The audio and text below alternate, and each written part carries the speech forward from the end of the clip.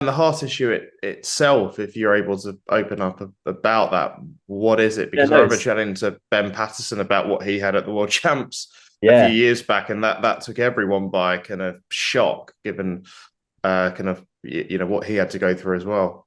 And I think they are very common. And I think a lot more people than you realize will have heart problems because as athletes, we do push our heart to its genuine limit for well, quite frequently. But with me, in my case, it was the end of April. I was on a 3 week training camp, and obviously it's Olympic year. I was probably training the hardest I'd ever trained. And in the third week, I started to feel a little bit fatigued, but nothing like I was just tired. I just had done a 3 week training camp. I was a bit tired. Um, Came home and experienced some really sudden left-sided chest pain all down my left arm, like into here, into my chest. It was obviously a concern at the time. Ended up in A&E. There was a few things that were flagged up, but they were like, you are like, go and get this checked by your GP. Stop running basically because we don't know what's going on. Go to your GP, get it sorted. Went to my GP and it was a 12-week waiting list to get to see a cardiologist. So I was on that list. The intense bouts of pain happened again. I ended up in A&E again. Same sort of thing happened. Took a bit more care with the test this time. I was kept in for a bit, and then I just decided to go private with it because I was like, I thankfully have got amazing grandparents, so thank you to my grandparents for helping me with that. But they paid me to go private. I had my scans, etc., pretty quickly, and it became apparent that they think I had COVID on the last week of my training camp. I was completely asymptomatic, apart from the fact I was a bit tired. But I was one of the unfortunate ones to have got myocarditis post-COVID. So my heart inflamed basically while having COVID. But because I was completely asymptomatic from COVID, I was also completely asymptomatic from the myocarditis. I had no symptoms. I kept pushing my body, my heart to its limits while my body was obviously suffering, but I didn't know.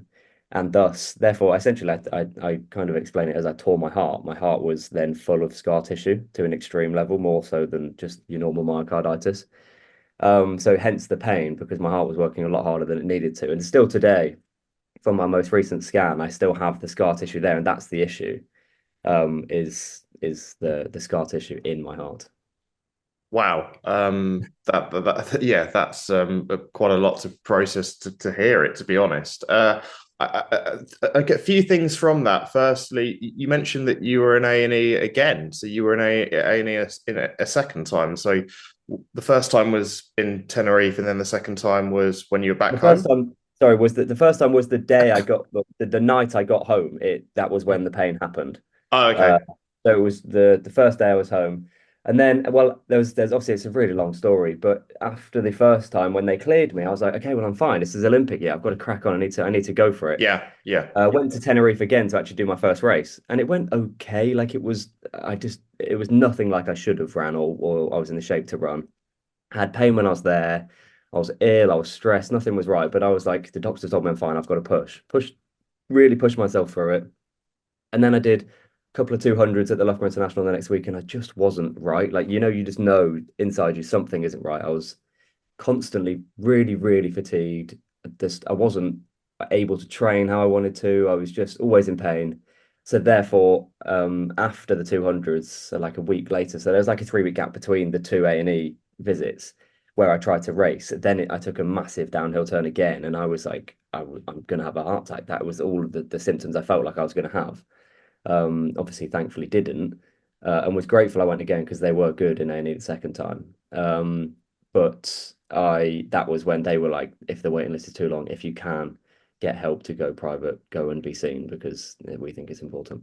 So just quickly, so what were the rough kind of timelines in terms of the first A&E, the second A&E, and then when you actually had to uh, I go think it private? was uh end of April would have been the first A&E visit, and then probably I think middle to the end of May was the second A&E visit, and then start of June would have been the private journey. It was Right. pretty much in that month that it was a really bad month mentally, just because obviously physically I wasn't great either, but mentally I just didn't know where I was at. And the day I actually had a diagnosis, or the day I saw the private doctor, I'd had no scans, I'd had nothing, and he was like, "Stop." He was like, "This is like I can't believe you've not been told to stop. Stop," basically. Um, And it was nice to hear that because as like you would think that would be the moment that would hurt the most because he basically ended my Olympic dream there and then. But it was nice to be told that stopping was the right thing because I tried to stop. Then I've been like, actually, why am I stopping? Go again. And it was just that constant back and forth that was not good for me mentally. And yeah, but like I said, being told to stop was the moment that I actually was like, okay, I'm doing the right thing by resting. So in a sense, that was relief. Yeah, it really was. Same with the diagnosis when I'd had the MRI and everything. It was relief because like, and you'll ask people, the people close to me as well, like I was not in a good place, and everyone was telling me to stop, and like they were like, "It's silly, why are you carrying on?" But I just like, no, well, athletes will know once you get your head on something and you have an aim. I was literally putting my body on the line to, Yeah, yeah. and it was, and like, I'm glad it didn't get to a point where it was almost I didn't make myself a lot worse, but yeah, it was relief definitely. Just a few things from what you mentioned. I guess firstly, you said you felt you were quite close. You had all the symptoms of having a kind of a heart attack. Now, I've had heart palpitations before myself when playing tennis and playing football, and I've been a bit like, "Oh, this is It's a not bit right. unnerving." Thankfully, I had an ECG and it was all checked out and it was all okay. But what were the signs for you that you thought this is abnormal? The first time, it sounds really strange, but I was in the car and I bought a coffee and I was drinking my coffee, just finished it, and I thought, God, if they put like too many shots in this or something. I thought this is the first, there's a lot of caffeine in here. And I suddenly then was like my heart just, I was just driving, nothing was happening. I was by myself and then my heart was like really started racing. Looked at my watch and I was literally just sat there and it went up to like 100 and I think it's like 145 beats or something like that. And I thought, this is strange. Then I was sweating. Then the pain started, and it was very sudden. And it was like I almost was like driving, and suddenly I just had to like bring this shoulder forward, and the pain just spread all the way down my left arm, and it was just the left chest. Like it was honestly like someone had got like a long spiky pin and just jabbed it into me, and it was going down my arm. And that was when I was like, this isn't right. So I phoned 111, spoke to my mum, and we just ended up in A&E that night because I did feel a lot calm once I was there because I thought if anything's going to happen, this is the place to be. But you just know, don't you? It wasn't like a gradual increase either. It was a sudden, I'm fine. No, I'm not fine. Wow. And the inflammation of the heart. I mean, I'm not a scientist, but how on earth does a heart inflame in the first place? I think it is COVID, and there's a lot of science and there's a lot of research being done at the minute on athletes in sports post COVID, and that's why I think athletes need to be so careful when they get COVID because especially I was asymptomatic and I pushed my body far too hard when I've now got a whoop, and I think had I've had my whoop before, I might have seen that my scores were really low recovery wise and my heart wasn't quite right, and I don't know if that would have made me stop to be honest with you, but at least I would have had a marker or something to have told me, but.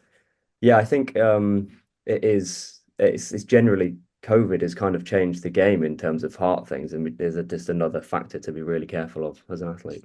Was it kind of did it open your eyes quite a bit when you found when the doctor said this is the situation, this is what you've got, and you went, actually, finally I've got some answers on this. Massively, and I think it's this really strict. Like I was never well, I didn't I wasn't I was never going to have a heart attack if you know what I mean there and then. Well, I don't think I was. But I was faced with that month of like constantly every night before I sat upright for about a month. I couldn't sleep laying flat because of the pain in my chest. And I was still racing, still training because I couldn't sleep. I couldn't, there was all sorts of things I couldn't do.